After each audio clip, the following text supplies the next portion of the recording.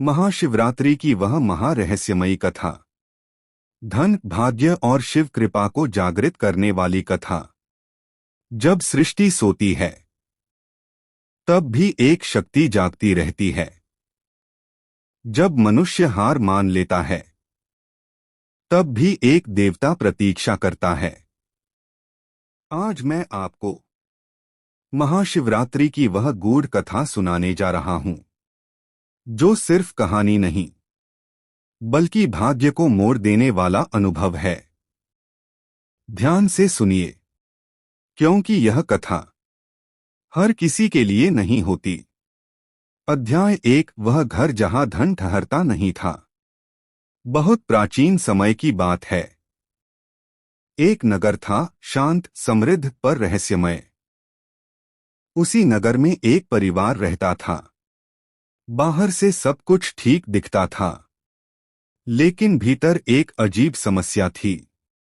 धन आता था पर रुकता नहीं था। जैसे ही पैसा हाथ में आता वैसे ही कोई न कोई परेशानी आ जाती।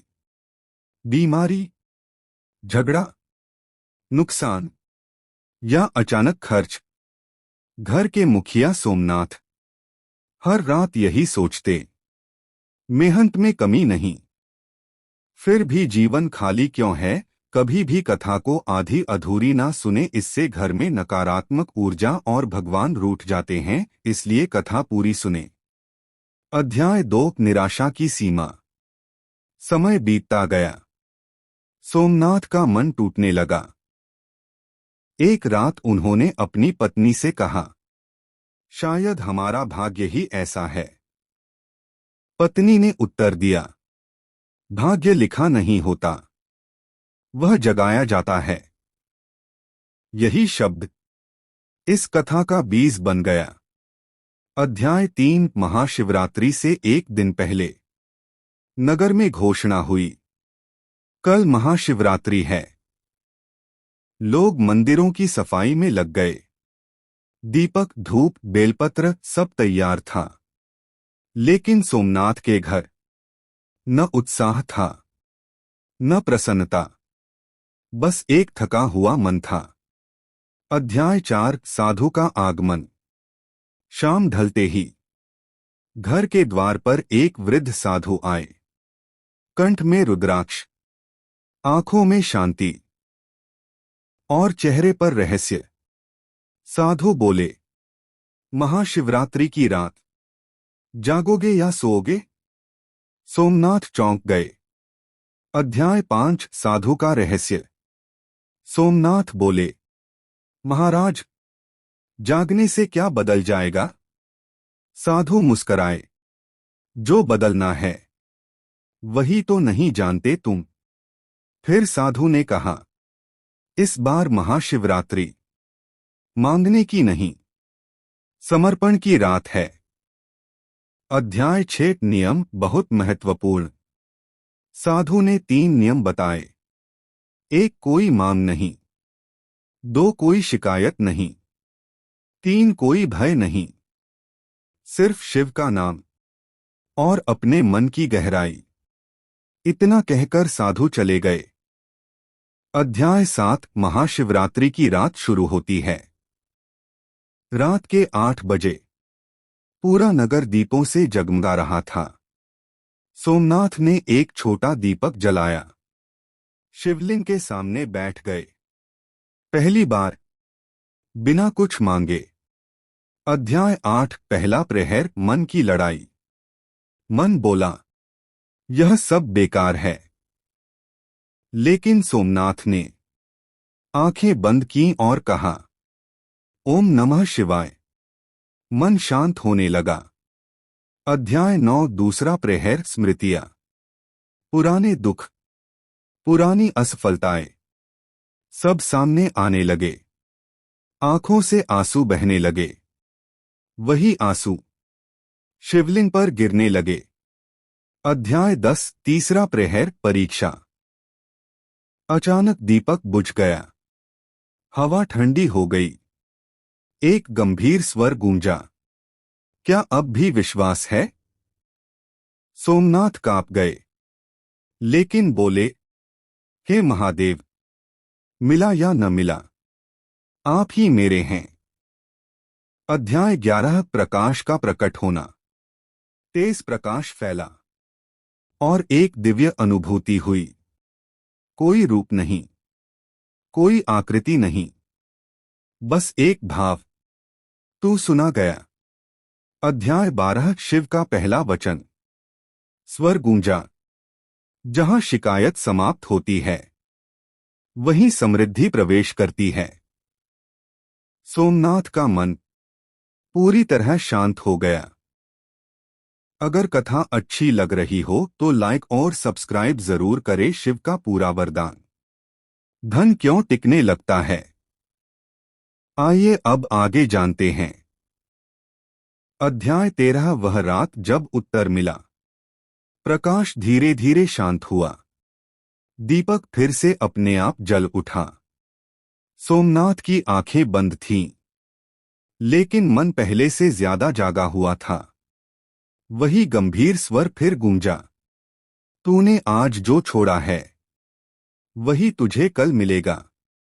सोमनाथ समझ नहीं पाए। उन्होंने कांपती आवाज में पूछा, महादेव, मैंने छोड़ा ही क्या है? अध्याय 14 शिव का गूढ़ रहस्य। स्वर बोला, तूने शिकायत छोड़ी है, तूने डर छोड़ा है, तूने तुलना छोड़ी है। और जहां ये तीनों नहीं होते, वहां अभाव टिक नहीं सकता। यह शब्द सोमनाथ के भीतर गूंजते रहे। अध्याय 15 चौथा प्रहर पूर्ण समर्पण। रात का अंतिम प्रहर चल रहा था। बाहर सन्नाटा था। मंदिरों की घंटियां दूर से सुनाई दे रही थीं। सोमनाथ ने पहली बार मन ही मन कहा, हे महादेव, अगर जीवन ऐसा ही रहा तो भी मुझे स्वीकार है। यही वह क्षण था जहां कथा बदलती है। अध्याय 16 शिव का वरदान। प्रकाश फिर फैला। अब स्वर और भी करुण था। जो स्वीकार कर लेता है, वही पाने के योग्य बनता है। मैं तुझे धन नहीं दूंगा, मैं तुझे धन के मार्ग दूंगा। मैं तुझे अवसर दूंगा और मैं तुझे धैर्य दूंगा, ताकि जो मिले वह टिके। अध्याय 17 सुबह का परिवर्तन। सूर्योदय हुआ। महाशिवरात्रि की रात पूरी हुई। कोई चमत्कार नहीं दिखा, कोई सोने की वर्षा नहीं हुई, लेकिन सोमनाथ का मन हल्का था, शांत था और भरोसे से भरा था। अध्याय 18 पहला संकेत। कुछ ही दिनों बाद सोमनाथ को एक छोटा सा काम मिला। वह काम पहले से अलग था, पर उन्होंने मना नहीं किया। उन्होंने याद किया, शिव ने कहा था, अवसर आएगा। अध्याय 19। धीरे धीरे बदलता जीवन। महीने बीतने लगे। काम बढ़ा, लोगों का भरोसा बढ़ा और सबसे बड़ी बात, पैसा आने लगा और रुकने भी लगा। बिना डर, बिना जल्दबाजी, बिना लोभ। अध्याय 20 साधु का अंतिम संदेश। एक दिन वही वृद्ध साधु फिर प्रकट हुए। सोमनाथ चरणों में गिर पड़े। साधु बोले, तुम अमीर नहीं बने, तुम स्थिर बने हो, और यही स्थिरता आगे चलकर समृद्धि बनती है। इतना कहकर साधु मुस्कराए और अंतर ध्यान हो गए। अध्याय 21 इस कथा का वास्तविक रहस्य। यह कथा किसी जादू की नहीं है। यह कथा है सही समय पर मौन की, सही समय पर भरोसे की और सही समय पर समर्पण की। महाशिवरात्रि मांगने की रात नहीं है। अगर आप यह कथा यहां तक सुन पाए हैं तो समझ लीजिए आप भी उसी मोड़ पर खड़े हैं जहां सोमनाथ खड़ा था। शिव ने आपको भी सुन लिया है। महाशिवरात्रि का गुप्त नियम बहुत असरदार।